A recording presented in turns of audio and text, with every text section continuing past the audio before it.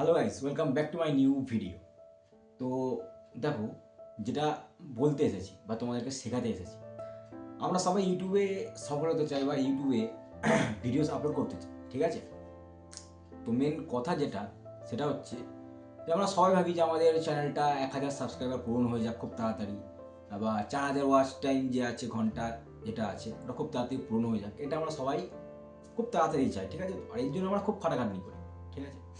But 1,000 subscriber আর 4,000 ঘন্টা watch টাইমের জন্য আমরা খুব খাটাখাটনি করি, ঠিক আছে? কিন্তু এই জিনিসটা পূর্ণ হতে অনেকের অনেক টাইম লেগে যায়, ঠিক আছে? আবার অনেকজন খুব তাড়াতাড়ি এই ক্রাইটেরিয়াটাকে পূরণ করে ফেলে, ঠিক আছে? আমি আজকে তোমাকে যেটা বলবো সেটা একটুখানি মনোযোগ সহকারে শিখো বা বুঝো, তাহলে তোমরা খুব তাড়াতাড়ি এই ক্রাইটেরিয়াটা পূরণ করতে পারবে, ঠিক আছে? দেখো, মেন কথা, ইউটিউবে সফলতা অর্জন করা বা ইউটিউবে সফলতা পাওয়া খুব যে কঠিন তা না, আবার খুব যে সহজ সেটাও না, ঠিক আছে?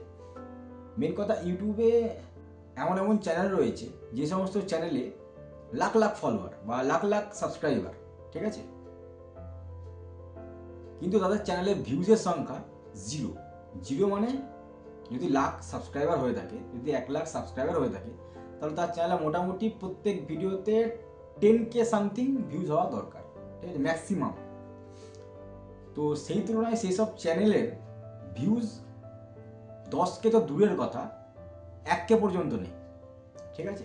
দ্বিতীয় যে কথাটা তোমাদেরকে বলবো, ইউটিউবে সাবস্ক্রাইবার ম্যাটার করে না, ইউটিউবে ম্যাটার করে হচ্ছে ভিউজ, ঠিক আছে? তো কারণ সাবস্ক্রাইবারে কোনোদিনও কোনো পয়সা দেয় না, ঠিক আছে? তো পয়সা দেয় ভিউজের পয়সা, ঠিক আছে? তো তোমার চ্যানেলে যত ভিউজ এসছে, যত লোকজন দেখেছে, সেই হিসাবে তোমাকে ইউটিউব পয়সা দেবে, ঠিক আছে? তো তখন মেন যে উদ্দেশ্য সেটা হচ্ছে যে আমরা ইউটিউবে সফল কীভাবে হবে।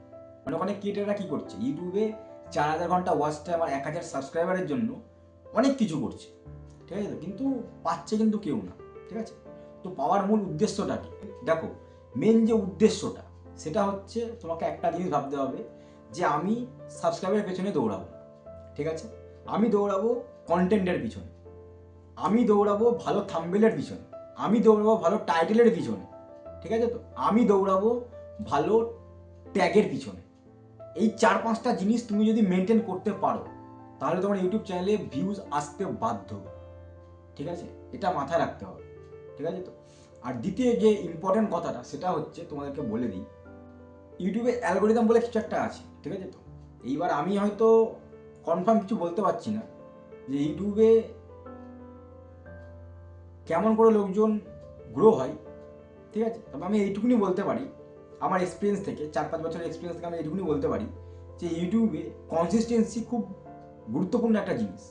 মানে সাপোজ তুমি ধরে নাও, কনসিস্টেন্সি মানে তোমাকে আমি কিরমভাবে বোঝাই, খুব সহজভাবে একটা কথা বলছি তোমাদেরকে।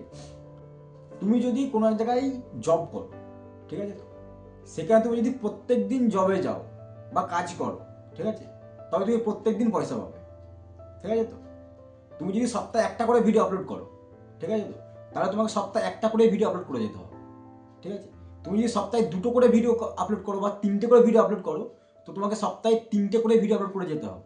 এটাই হচ্ছে ব্যাপার। কনসিস্টেন্সি মেনটেন করে তোমায় চলতে হবে। কনসিস্টেন্সি মেনটেন করে তুমি যদি চলো, তোমার চ্যানেল, তোমার সাবস্ক্রাইবার, তোমার ইউটিউব চ্যানেল গ্রো হবেই হবে, ঠিক আছে? তো এর সব থেকে বড় জিনিস হচ্ছে এই জিনিসটা, এটা তোমাকে মাথায় রেখে চলতে হবে, এটা তোমাকে মেনটেন করে চলতে হবে। আর ইউটিউব চ্যানেল মনিটাইজ করার জন্য তোমাকে বেশি ছোটাছুটি করতে হবে না, ঠিক আছে? তো তুমি কনসিস্টেন্সি মেনটেন করে চলো, তোমার একটা না একটা ভিডিও অটোমেটিক ভাইরাল হবে। আর সেই যে ভিডিওটা ভাইরাল হলো, তারপর থেকে তুমি যে ভিডিওসই ছাড়বে ইউটিউবে, ঠিক আছে, তো প্রত্যেক ভিডিও তোমার মিলিয়ন্স মিলিয়ন্স ভিউ আসবে, ঠিক আছে? এটা আমি তোমাকে একদম 100% বলতে পারি, ঠিক আছে? আমার এক্সপিরিয়েন্স থেকে বললাম এই কথাটা।